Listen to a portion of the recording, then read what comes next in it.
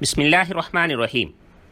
آج کے لیکچر میں ہم عیسائیت کی مذہبی و معاشرتی تعلیمات کا ایک جائزہ پیش کریں گے۔ ناظرین، جب ہم عیسائیت کی مذہبی و معاشرتی تعلیمات کا جائزہ لیتے ہیں تو ہمارے سامنے دو متضاد تصاویر آتی ہیں، یعنی قدیم عیسائیت اور جدید عیسائیت۔ ناظرین، عیسائیت کی وہ تمام تعلیمات جو انجیل یوحنا کے علاوہ باقی 3 اناجیل اور انجیل برناباس سے ملتی ہیں اور قرآن ان کی تائید کرتا ہے، اسے ہم قدیم عیسائیت کہہ سکتے ہیں۔ اور قدیم عیسائیت کی تعلیمات کو ہم ان نکات کی صورت میں پیش کر سکتے ہیں۔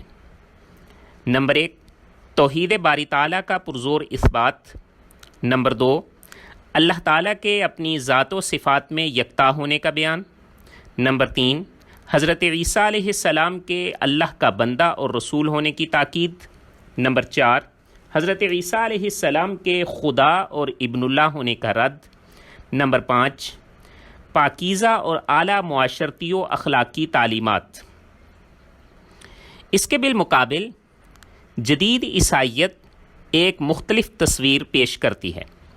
ناظرین، سینٹ پال یا پولس کو موجودہ عیسائیت کا بانی سمجھا جاتا ہے، جو کہ حضرت عیسیٰ علیہ السلام کا حواری نہیں بلکہ آپ کا شدید دشمن تھا۔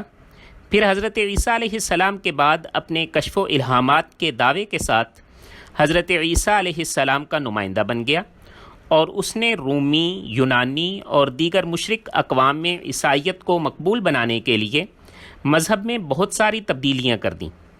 جدید عیسائیت کی عمارت 4 بنیادی نظریات پر قائم ہے: عقیدہ تثلیث، عقیدہ کفارہ، عقیدہ پاپائیت، دستاویز مغفرت۔ ناظرین، ان کے علاوہ سینٹ پال نے مذہب عیسائیت میں کچھ اہم ترامیم بھی کیں۔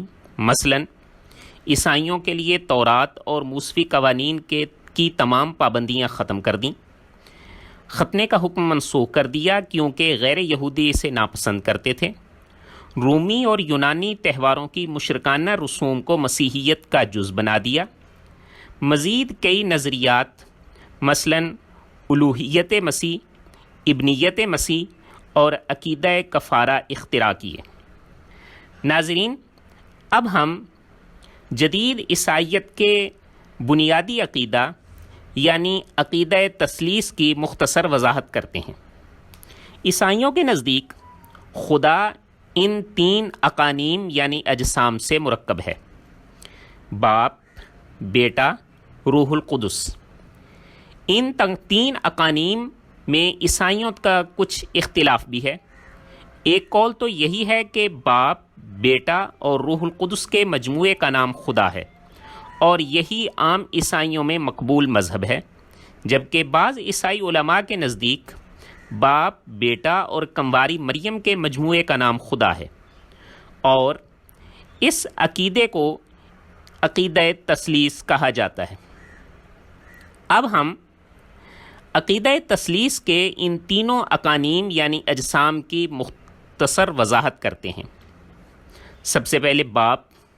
عیسائیوں کے نزدیک باپ سے مراد خدا کی تنہا ذات ہے۔ یہ ذات بیٹے کے وجود کے لیے اصل ہے۔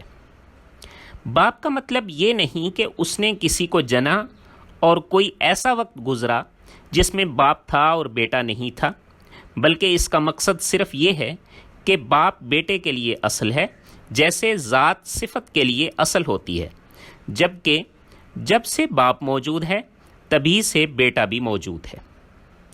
خدا کو باپ اس لیے کہتے ہیں کہ تمام مخلوقات اپنے وجود میں خدا کی محتاج ہیں، جس طرح بیٹا باپ کا محتاج ہوتا ہے۔ دوسرا اقنوم بیٹا ہے۔ عیسائیوں کے نزدیک بیٹے سے مراد خدا کی صفت کلام ہے، اور خدا کی صفت کلام بھی ایک مستقل وجود رکھتی ہے۔ خدا کی صفت کلام حضرت عیسیٰ علیہ السلام کی شکل میں مجسم ہو کر دنیا میں آئی۔ بیٹا یعنی صفت کلام بھی خدا کی طرح ابدی اور غیر فانی ہے، لہٰذا حضرت عیسیٰ علیہ السلام خدا کی صفت کلام ہیں اور ابدی اور غیر فانی ہیں۔ عقیدہ تثلیث کا تیسرا اقنوم روح القدس ہے۔ روح القدس سے مراد باپ یعنی خدا کی اپنے بیٹے یعنی حضرت عیسیٰ علیہ السلام سے محبت ہے۔ خدا کی صفت محبت بھی اپنا ایک الگ اور مستقل وجود رکھتی ہے۔ ناظرین، اب ہم اس پورے عقیدہ تثلیث کا خلاصہ پیش کرتے ہیں۔